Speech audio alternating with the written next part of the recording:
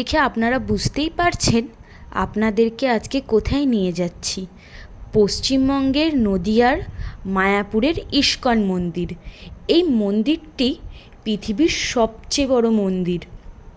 এই মন্দিরটি প্রতিষ্ঠিত হয়েছিল 1967 খ্রিস্টাব্দে।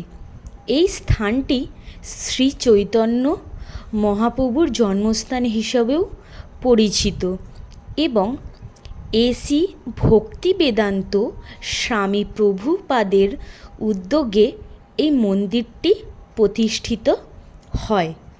এই মন্দিরটি 800 একর জমি নিয়ে নির্মিত। আপনাদের সাথে লোকেশনটা শেয়ার করছি।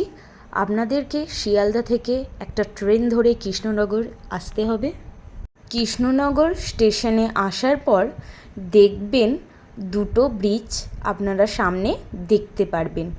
প্রথম ব্রিজটাই কিন্তু আপনারা উঠবেন না, সেকেন্ড ও লাস্টের ব্রিজটাই কিন্তু আপনাদেরকে ওই ব্রিজের সমানে সোজা নিচে চলে যেতে হবে। আপনারা ব্রিজের ওপর থেকে ক্রস করতে পারেন বা রেল লাইনের মধ্যেখানে, এটা সেফ নয়, তো আমি এটা প্রেফার করব না। সেখান থেকে কিন্তু আপনাদেরকে মায়াপুরের টোটো আপনারা পেয়ে যাবেন। এক একটা মানুষের ভাড়া হলো 80 টাকা থেকে 100 টাকা।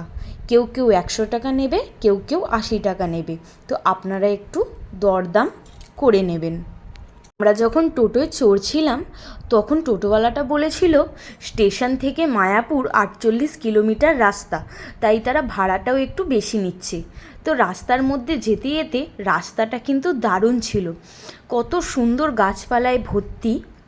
আর যেতে যেতে কিন্তু আমরা অনেক মন্দিরও দেখতে পেয়েছিলাম। রাস্তার দুধারে কিন্তু দেখো সিনারিগুলো খুব সুন্দর। আর এই মন্দিরটি হেডকোয়ার্টার সব ইস্কন মন্দিরের। তো আমি সকলকে বলবো, সকলে কিন্তু একবার না হয় একবার এই মন্দিরে গিয়ে ঘুরে আসো।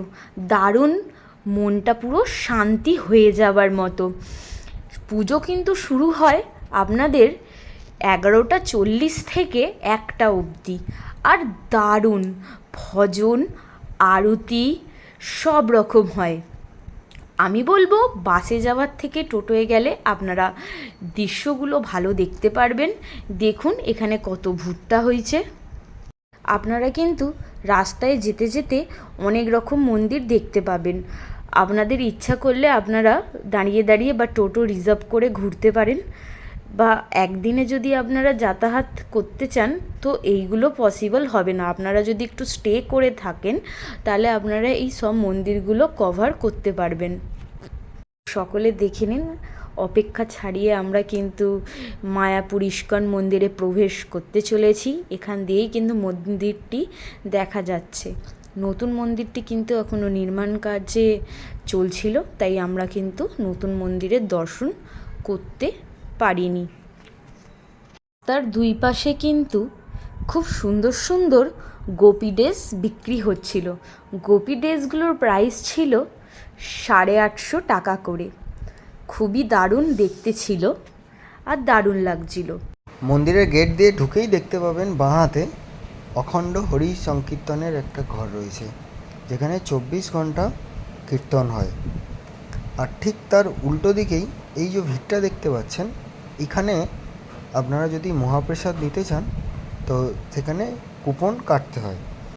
এখানে ফটো তোলা বারণ ছিল, তাও আমরা অল্প চেষ্টা করে একটু ফটো নিতে পেরেছি। এখানে দেখতেই পাচ্ছেন প্রভু চৈতন্যদেবের মূর্তি রয়েছে, আর ঠিক তার পাশেই কীর্তন ঘর রয়েছে, যেখানে 24 ঘন্টা কীর্তন হতে থাকে। আর এবার দেখুন এই যে লাইনটা রয়েছে, এই যে এত ভিড়, এখানে মহাপ্রসাদের কুপন নিতে হয়। তো এখানে মহাপ্রসাদ 2 রকমের হয় এবং তার মূল্য হচ্ছে, একটা হচ্ছে 50 টাকা আর একটা হচ্ছে 100 টাকা।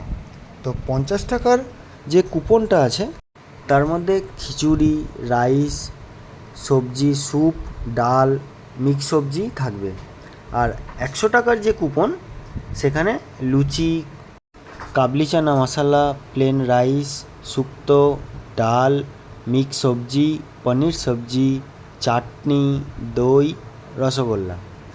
আর এর সাথে সাথে খাবার টাইমিংও ছিল, যেটা 50 টাকার যে মূল্যর যে প্রসাদ ছিল সেটার টাইমিং হচ্ছে 10টা থেকে 1টা, আর 100 টাকার যে মহাপ্রসাদের টাইম ছিল সেটা 1টা থেকে 2টো, এবং দুটোই যে জায়গায় খাওয়ানো হবে প্রসাদ সেগুলো আলাদা আলাদা সেই কুপনেই লেখা থাকে। আমরা যেমন 100 টাকার কুপন কেটেছিলাম, আমাদের গীতা ভবনে আমাদের প্রসাদের জায়গা ছিল খাওয়ার, আর 50 টাকার যে কুপন ছিল তার জায়গা ছিল সুলভ ভোজনালয়। তো আমরা কুপন কাটার পরে এবার আস্তে আস্তে মন্দিরের দিকে এগিয়ে চললাম। তো এই যে রাস্তাটা, এই ডান দিকে দেখতেই পাচ্ছ, এখন মেন যে মন্দির তার কনস্ট্রাকশন চলছে। তার ঠিক বাঁ হাতে, আমার যে রাস্তা ধরে যাচ্ছি তার বাঁ হাতেই এখানে রয়েছে সমস্ত অফিস।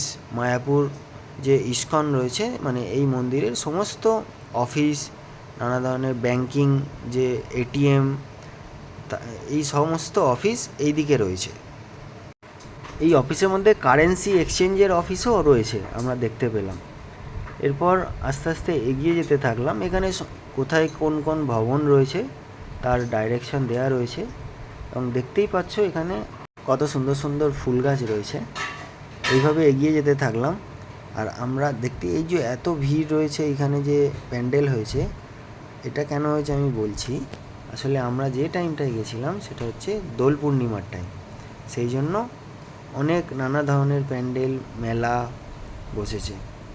এবং মেলা থেকে আস্তে আস্তে আমরা এগিয়ে যেতে থাকলাম প্রভু রাধাকৃষ্ণের মন্দিরের দিকে। এই হচ্ছে রাধাকৃষ্ণের মন্দির, রাধা মাধব। তো আমরা জুতো পরেছিলাম, তার সাথে সাথে ব্যাগও ছিল, সেই জন্য আমরা ঢুকতে পারলাম না, কারণ এখানে যেতে গেলে কিছু নিয়ম ছিল যে জুতো, ব্যাগ সব কিছু জমা রাখতে হবে। তো এখানে জুতো বিনামূল্যে আপনি জমা রাখতে পারবেন। তো আর শুধু ব্যাগের জন্য, ব্যাগ, মোবাইল এইগুলোর জন্য আপনারা বড় ব্যাগ রাখতে পারেন, পার্স কিন্তু রাখা চলে না। আর দুটো মোবাইলের জন্য এখানে আমাদের 8 টাকা চার্জ করেছিল। তো আপনারা কিন্তু যতক্ষণ ইচ্ছা রাখতে পারেন। তো আমাদের পুজো দেওয়ার পর আমরা ফোনটা নিয়ে নিলাম। তো এখানে কিন্তু এত বড় জায়গায় কিন্তু একটাই টয়লেট আছে। তো আপনারা পারলে কিছু কন্ট্রিবিউশন করবেন এই টয়লেটে, সেখানে অনেকজন বলছিল। তো অবশ্যই যদি আপনারা পারো, নিজের সামর্থ্য অনুযায়ী কিছু কন্ট্রিবিউশন করতে পারো। তো আমরা সেই 11টায় মন্দিরে ঢুকেছিলাম, তো 1:15 বেরিয়েছি আমরা আরতি সব কিছু দেখে। এবার আমরা চললাম খেতে। তো আমাদের যেহেতু আমরা মহাপ্রসাদের 100 টাকার কুপনটা কাটিয়েছি, তো আমাদের যেতে হবে গীতা ভবনে। তো প্রথমে আমাদের একটু পেতে অসুবিধা হচ্ছিল, কিন্তু অনেক খোঁজাখুঁজি করার পর একটা ভালো মানুষ আমাদেরকে সঠিক রাস্তা দেখায়।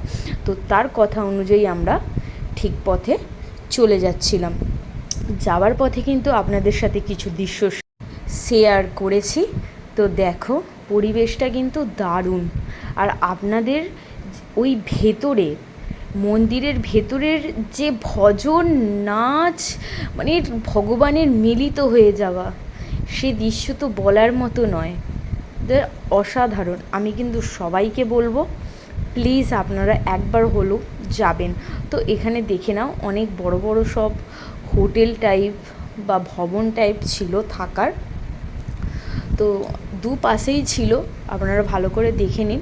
আর সোজা ছিল কিন্তু আমাদের যেখানে আমরা কুপন কাটিয়েছি সেই ভবনটা। তো দেখো, সামনে যেই রেড কালারের আপনারা বড় বিল্ডিং দেখতে পাচ্ছেন, সেটাই কিন্তু গীতা ভবন। আমাদের কিন্তু খুঁজতে অনেকই অসুবিধা হয়েছিল, কিন্তু পরবর্তীকালে পেয়ে গেছি। এখানে দেখে নিন, আমাদের 2টো টিকিট কেটেছি আমরা। তো সোজা চলে যাচ্ছি। আর দেখে নিন কত, কিন্তু এখানে অনেক ভবন ছিল, আপনারা চাইলে এখানে স্টেও করতে পারেন। সোজা আপনাদেরকে চলে যেতে হবে। এই দেখেন গীতা ভবন। আর এখানের কিন্তু পরিবেশটা দারুণ ছিল, কত ফুল লাগানো, কত মানুষ যাচ্ছিল খেতে। আর লাকিলি সেই দিন হলো নর্মাল পিপলদের মধ্যে একটা ফিস্ট টাইপের ছিল, নর্মাল পিপলদের মানে যারা ওখানে বাস করে তাদের থেকে 80 টাকা বা 70 টাকা চার্জ নেওয়া হয়েছিল, আর আমাদের দিয়ে 100 টাকা। সেই দিন মহাপ্রসাদের একটা ফিস্ট ছিল, সেখানকারই একটা বাসিন্দা আমাদের সাথে এটা শেয়ার করে যে তোমরা ভালো দিনেই এসেছো, কারণ সেই দিনকে প্রভুর জন্মদিন উপলক্ষে সেই দিন ফিস্ট ছিল। তারা বলা খাওয়া করছিল ও আমাদেরকেও বলল। তো আপনারা যখন গীতা ভবনে খেতে যাবেন এই আশেপাশে কিন্তু আপনারা জুতো একটা সাইডে রেখে আপনাদেরকে যেতে হবে। দেখতে পাচ্ছেন কতটা ভিড় হয়েছে, কিন্তু একদম চিন্তা করবেন না, ভিড় কিন্তু খুব তাড়াতাড়ি সরেছিল, আমাদেরকে কিন্তু একদম বেশি অপেক্ষা করতে হয়নি, আর ব্যবস্থাও কিন্তু খুব ভালো ছিল। আপনারা ঢুকের মুখেই খাবার জলের ব্যবস্থা পেয়ে যাবেন, আর একটুখানি গিয়ে হাত ধোয়ার ব্যবস্থা পেয়ে যাবেন। এখানে কিন্তু সকলেই বলতে গেলে প্রায় তুলসীর মালা ধারণ করেছিল, আর তাদেরকে দেখেই কিন্তু দারুণ লাগছিল। তো দেখো প্রভুর কত ভক্তরা সব প্রভুর সাথে দেখা করতে এসেছে। সেই দিনকে কিন্তু প্রচণ্ড গরম ছিল, অত্যাধিকই গরম ছিল। তো আমরা মহাপ্রসাদের ভিডিওটা এখানে নিয়েছি, তো দেখে নাও কি সুন্দর প্রসাদ। এখানে কিন্তু আমাকে 2 জায়গায় দই দিয়েছিল, আর সেটা কিন্তু, আর সকলেই জানেন যে মায়াপুরের দই সবচেয়ে বিখ্যাত। এখানে কিন্তু আর একটা জিনিস, আপনাদেরকে নিজেদের এঁটো থালা নিজেদেরকেই ধুয়ে পরিষ্কার করে রাখতে হবে। এই যে ধোবার অপোজিটে ডাস্টবিন আছে, আপনার ডাস্টবিনে কিন্তু আপনাদের এঁটোটা ফেলে আপনাদেরকে থালা ধুয়ে সকলে রেখে দিতে হবে। আর আমি বলবো এই ব্যবস্থাটা কিন্তু সত্যি খুব ভালো করেছে। এখানে একবার দেখুন কত রং বেরঙের গাছ, খুব ভাল লাগছে। এই যে গরুর গাড়ি, দারুণ। আপনারা কিন্তু পারলে এতে চড়তেও পারবেন। তো এখান থেকে আমি একটা গীতা কিনেছিলাম। চলুন একটু ইসকনের ব্যাপারে জেনে নেওয়া যাক।